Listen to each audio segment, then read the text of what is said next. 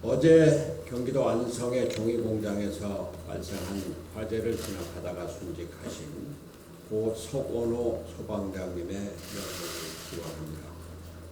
석 소방관님은 한 명이라도 더 구조하기 위해 화재 현장에 앞장서 진압하던 중 안타까운 사고를 당했다고 합니다. 며칠 전에는 양천구 목동의 빗물 펌프장에서 사고 피해자를 구출하기 위해 들어갔던 안준호 씨가 사망한 일이 벌어지기도 했습니다. 빈소에 다녀왔습니다만 바른미래당은 고인들의 숭고한 희생정신을 추모하면서 이번 사고로 피해를 입으신 여러분과 유가족 여러분께도 심심한 위로의 말씀을 드립니다. 양천구 피해에 대해서는 명확한 책임 규명과 재발 방지책이 확실하게 강구되기를 촉구합니다. 아울러 지금 이 순간에도 국민의 생명과 안전을 지키기 위해 노력해주고 계시는 전국의 5만 소방관 여러분께도 다시 한번 감사와 격려의 말씀을 드립니다. 우리 안보가 심각한 위협을 받고 있습니다. 북한이 어제 새벽도 신형 전술유도탄이라고 자기들이 주장하는 탄도미사일 2발을 발사했습니다. 올해만 해도 벌써 6번째 군사 도발입니다. 거듭 말씀드리지만 그 의도가 무엇이든 군사적 도발은 한반도 평화 진전에 어떠한 도움도 되지 않는다는 사실을 북한은 하루빨리 분명히 깨달아야 할 것입니다. 왜 뭐가 안 돼요? 처음부터 다시 할까? 아닙니다. 다른 한편으로 한반도를 사이에 둔 미국과 중국 두 열강의 기싸움이 본격화되고 있습니다. 오는 9일 마크 에스퍼 미 국방장관이 방한할 것으로 알려진 가운데 미국이 신형 중거리 미사일 배치와 호르무즈 해협 파병, 방위비 분담금 증액 등을 직간접적으로 우리 정부에게 요구할 것이라고 예측이 되고 있습니다. 특히 에스퍼 국방장관이 몇 달 내 아시아 지역의 중거리 미사일 배치를 희망한다고 말을 했고, 중국은 즉각 한국과 일본이 미국의 총알바지가 되지 않기를 바란다, 대응 조치에 나설 수밖에 없다 등 강경한 반응을 보이고 있습니다. 제2의 사드 보복 사태로 또다시 새우등이 터지는 것은 아닌지 우리 국민들의 불안이 커지고 있는 상황입니다. 경제 또한 크게 흔들리고 있습니다. 일본의 경제 보복과 환율 전쟁으로 번진 미중 무역 분쟁 등이 복합적으로 작용해서 주가가 한때 1,900선이 붕괴될 정도로 폭락하고 원달러 환율은 3년여 만에 1,200원을 돌파했습니다. 대외적 요인이 주된 원인이지만 우리 경제의 불확실성이 커졌다는 점은 부정할 수가 없습니다. 이로 인해서 기업의 활동과 투자 심리가 더 위축된다면 우리 경제는 다시 일어설 힘마저 잃어버릴 것입니다. 실로 우려스럽지 않을 수 없습니다.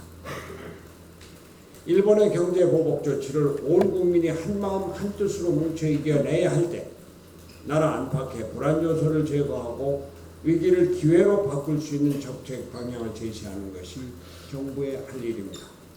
그런데 문재인 정부는 낙관론을 넘어서 문제의 핵심을 제대로 파악하지 못하고 엉뚱한 해법을 찾고 있는 것 같아 걱정입니다. 문재인 대통령부터 남북 평화 경제로 일본을 따라잡겠다고 말하고 있습니다.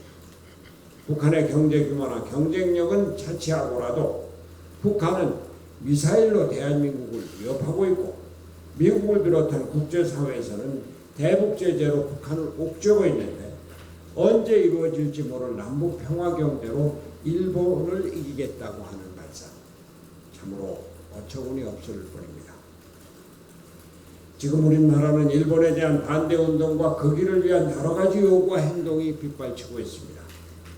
광범위하게 일본 상품 불매운동이 전개되고 있는 가운데 일본 관광, 식품, 폐기물 등에서 안전조치 강화가 계획되고 있다고 정부 관계자가 공식적으로 말하고 있습니다. 지오미아 파기가 정부 차원에서조차 검토되고 있고 도쿄올림픽 보이콧, 또 심지어는 도쿄를 여행 금지 구역으로 설정해야 한다는 논의가 여당 국회의원으로부터 나오고 있습니다.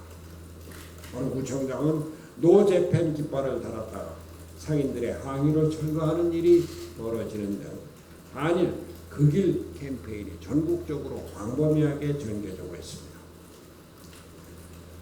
우리는 이번 기회에 대한민국 국민의 기계를 보이고 우리의 능력을 제대로 발휘해서 일본을 이기는 계기를 만들어야 합니다. 맞습니다. 그러나 다른 한편 냉정한 판단을 잃어서는 안 됩니다. 민족 감정만을 앞세울 것이 아니라 국익을 냉철하게 지키고 키워나가는 것이 우리의 과제입니다. 튼튼한 안보와 경제는 국가의 존립 기반입니다. 이것이 흔들린다면 그 길이 불가능한 것은 물론이고 대한민국의 위대한 역사가 한순간에 무너질 수 있습니다. 문재인 정부는 위기를 극복하기 위한 전문적이고 구체적인 정책을 이제는 국민 여러분 앞에 제시해야 합니다. 외교 안보에서는 무너진 4강 외교를 복원하는 한편 일본과 외교적 대화를 이어갈 수 있도록 문제의 근본 원인인 강제징용자 배상 문제에 대한 합리적 해결책을 모색해야 합니다. 다시 말씀드립니다. 정부는 대일관계에서 외교를 회복해야 합니다. 외교 능력을 회복하고 일본과의 소통을 늘려야 하는 것입니다.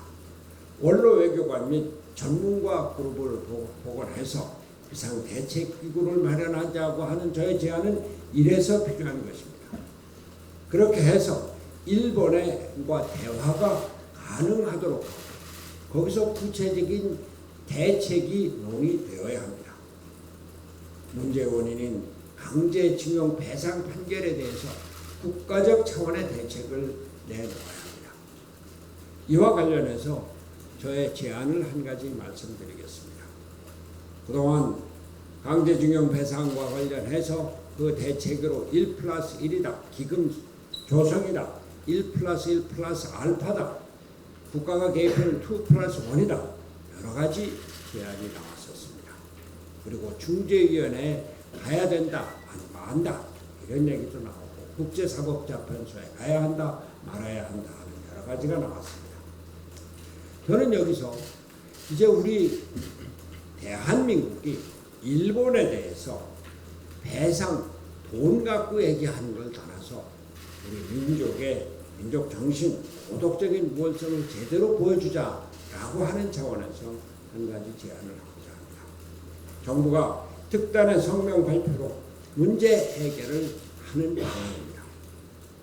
첫째, 식민불법. 둘째, 배상 포기. 셋째, 피해자 국내 구제 선언. 이렇게 3개 사항으로 구성되는 특별 성명을 발표하자고 하는 것입니다. 첫째, 식민 지배는 불법적인 강정으로 일본은 사죄하고 반성하는 자세로 임해야 한다. 둘째, 화해와 관용의 정신으로 대일 배상, 보상 등 일체 물질적인 요구는 이제 영원히 포기할 것이다. 셋째, 모든 식민 지배와 연관된 피해자의 구제 문제는 한국 정부의 책임하에 수행할 것이다. 이런 내용의 세 가지 내용을 담은 성명을 발표하고자 하는 것입니다. 이것은 물질 배상 요구를 포기하고 정신적인 역사 청산을 요구하는 방식으로 도덕적 우위에 선 대일 외교를 하자고 하는 것입니다.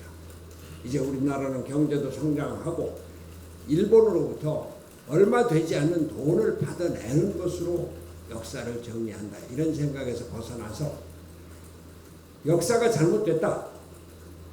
일본은 반성하고 사죄해라. 우리는 그러나 돈을 받지는 않겠다. 돈을 요구하지는 않겠다. 이런 도덕적인 우위를 우리가 확보하자고 하는 것입니다. 중국이 일본에 대해서 행한 전후 처리 방식도 이러했습니다. 이덕 보원이라고 배상을 포기했습니다. 이에 대해서 일본은 중국에 속죄하는 의미로 뒤에 방대한 대중 ODA를 실시했습니다. 이것은 또한 1993년도 김영삼 대통령이 위안부 문제에 대해서 했던 선언, 그것으로 당시 국민의 전폭적인 지지를 받았습니다. 즉 일본에 대한 진상규명 플러스 사죄 반성 플러스 후세에 제대로 된 교육을 요구하고 피해자 후대는 한국 정부가 나서서 할 것이다 라고 선언했던 것입니다. 이런 발상으로 이제 한일 관계 국면을 극적으로 전환시키는 그런 계기를 만들자고 하는 것입니다. 물론 이 성명에 앞서서 피해자 그룹과의 사전 조율은 필수적이고 초당적인 지지를 얻기 위한 물밑 대화가 선행되어야 합니다. 물론 일본과 대화를 통해서 이러한 해법에 대한 합의를 먼저 만들어내야 합니다. 국회도 마찬가지입니다. 나라가 이렇게 위기 상황을 맞고 있는데 이를 외면하고 계속 정쟁만을 계속하고 있습니다. 어제 있었던 국회 운영위원회 어떻게 보셨습니까? 위기를 극복할 대안을 논의하는 것이 아니라 막말 고성만 가득한 국회, 거대 양당은 공당으로서 부끄러운 줄 알아야 합니다. 국난 극복을 위한 건설적이고 대화하는 하고 협력하는 국회의 모습을 되찾아줄 것을 거대 양당에게 호소합니다. 바른미래당의 역할이 바로 여기에 있는 것입니다. 감사합니다.